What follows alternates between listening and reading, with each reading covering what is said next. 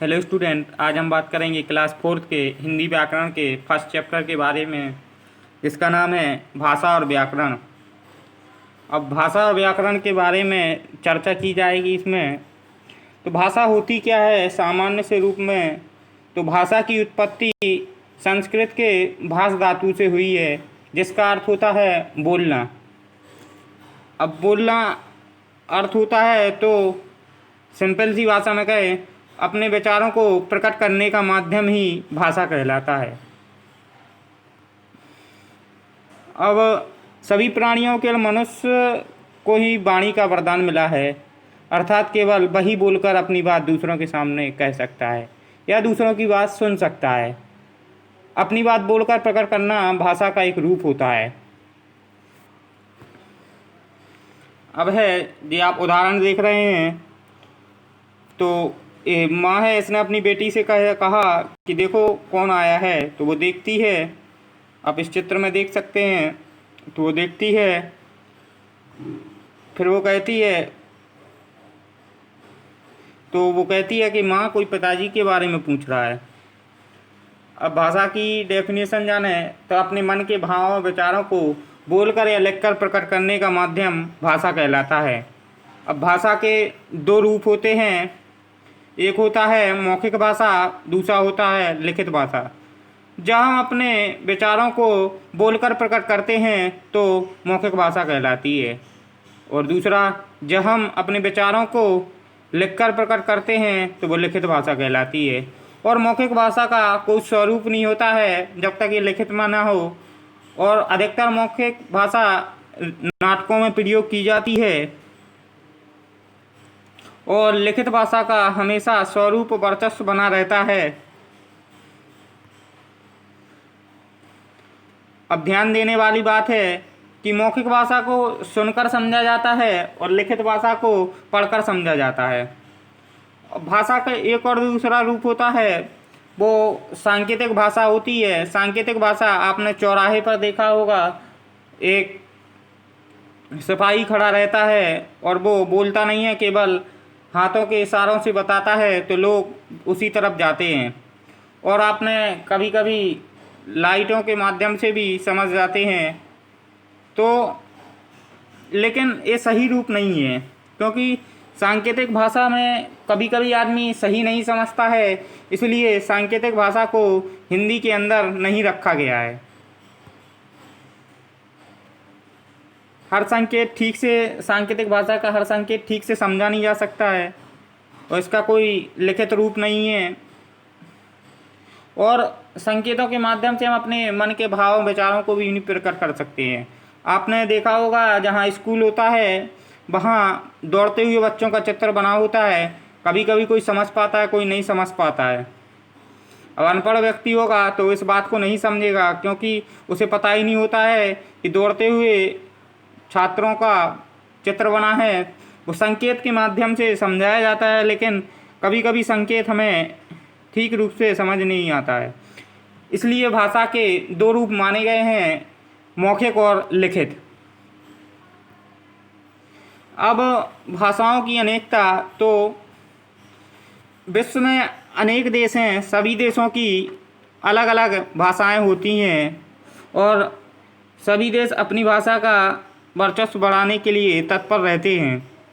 अब जैसे चीन देश है तो उसकी चीनी भाषा होती है, जापान की जापानी, रूस की रूसी, इंग्लैंड में अंग्रेजी बोली जाती है, नेपाल में नेपाली, स्पेन में स्पेनिश, ईरान में फ़ारसी, पाकिस्तान में उर्दू, अमेरिका में अंग्रेजी।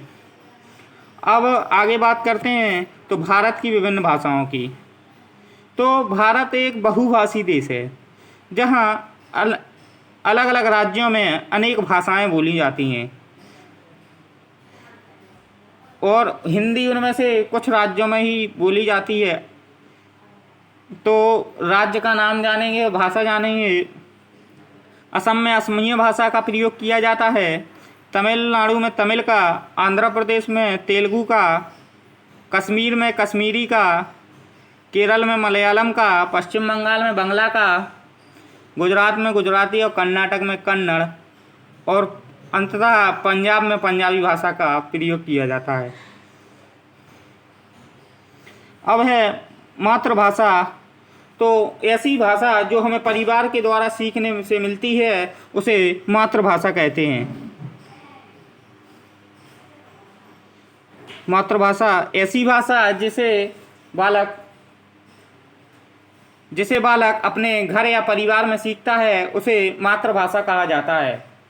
अब बात करेंगे लिपि की। तो भाषा को लिखने के ढंग को लिपि कहा जाता है, क्योंकि भाषा को बांधने के लिए कुछ चिन्ह चाहिए, तो उन चिन्हों में बांधने के लिए लिपि का प्रयोग किया जाता है। और हर भाषा की एक अलग अलग लिपि होती है। जैसे संस्कृत की लिपि देवनागरी है और अंग्रेजी की लिपि रोमन है और हिंदी की भी लिपि देवनागरी है। कई भाषाओं की लिपियां देवनागरी होती हैं, जैसे मराठी की भी लिपि देवनागरी होती है। अब बात करेंगे 14 सितंबर 1949 को तो भारत की संविधान सभा द्वारा गठित हिंदी को राजभाषा घोषित किया गया था। अब राजभाषा क्या होती है? राजभाषा वह भाषा होती है जो सरकारी कामकाजों में प्रयोग में लाई जाती है, उसे राजभाषा कहते हैं। इसलिए और 14 सितंबर 1949 को जब राजभाषा घोषित कर दिया तो हर साल 14 सितंबर को संविधान दिवस हिंदी दिवस मनाया जाने लगा। अब आगे बात करते हैं व्याकरण की। तो व्याकरण की क्यों आवश्यकता पड़ी हमें? तो व्याकरण भाषा का शुद्ध रूप का ज्ञान देने वाला शास्त्र व्याकरण कहलाता है। तो जब हमें शुद्ध रूप का ज्ञान होगा तो व्याकरण के माध्यम से ही होता है, क्योंकि कई बार लिखते और बोलते समय कुछ अशुद्धियाँ हो जाती हैं, तो इन अशुद्धियों को सुधारने के लिए व्याकरण का प्रयोग किया जाता है, क्योंकि व्याकरण के माध्यम से ही हम सीख सकते हैं कि कहाँ गलती है और कहाँ गलती नहीं है। अब है भाषा का व्याकरण। हमें तो भाषा को शुद्ध रूप में बोलना सिखाता है व्याकरण, भाषा को शुद्ध रूप में लिखना सिखाता है व्याकरण, भाषा को शुद्ध रूप में समझना भी सिखाता है।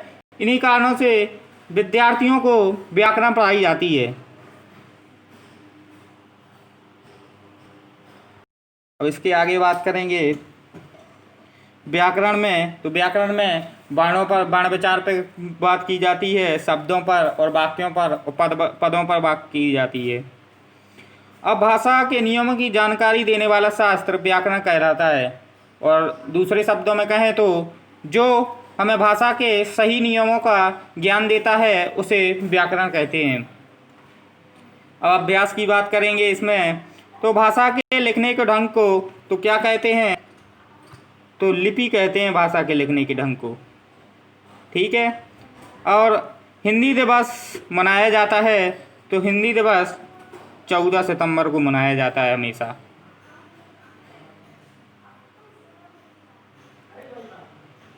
अगला है भाषा के नियमों की जानकारी। तो हमें व्याकरण में मिलती है, भाषा के नियमों की जानकारी व्याकरण में मिलती है। अब रिक्त स्थानों की पूर्ति उपयुक्त शब्दों से करो। तो मौखिक भाषा को बोलकर समझा जाता है, यहाँ बोलकर भरा जाएगा। लिखित भाषा को लिखकर समझा जाता है। बोलते समय हम वाक्य का प्रयोग करते हैं, तो यहाँ वाक्य भरा जाएगा। वाक्य शब्दों से बनते हैं और शब्द वर्णों से। 14 सितंबर 1949 को भारत की संविधान सभा ने हिंदी को राजभाषा घोषित किया था। बार बार बता रहे हैं, राजभाषा वह भाषा होती है जो सरकारी कामकाजों के प्रयोग में लाई जाती है। अब है ये बॉक्स दिया है, इसमें भाषाओं को छाट कर लिखना है और उनके राज्यों का नाम लिखना है। तो पहला है मलयालम। तो मलयालम केरल की भाषा है, आपको हमने इसमें लिख के बता दिया। दूसरा है बांग्ला। तो बांग्ला बंगाल की है, पश्चिम बंगाल की भाषा है। तीसरा है कन्नड़। तो कन्नड़ कर्नाटक की भाषा है। चौथा है उड़िया, तो उड़िया उड़ीसा की भाषा है, आप देख सकते हैं। और अगला है असमिया, तो असमिया असम की भाषा है। अब इसके बाद आगे चलते हैं, तो देखो हमने आपको बताया था मलयालम, केरल, बांग्ला पश्चिम बंगाल, कन्नड़ कर्नाटक, उड़िया उड़ीसा, असमिया असम, हिंदी मध्य प्रदेश, हिंदी उत्तर प्रदेश, तेलुगु आंध्र प्रदेश और पंजाबी पंजाब। ये भाषाएं उसमें दी गई थीं।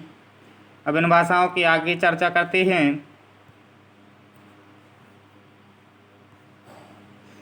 तो भाषा किसे कहते हैं?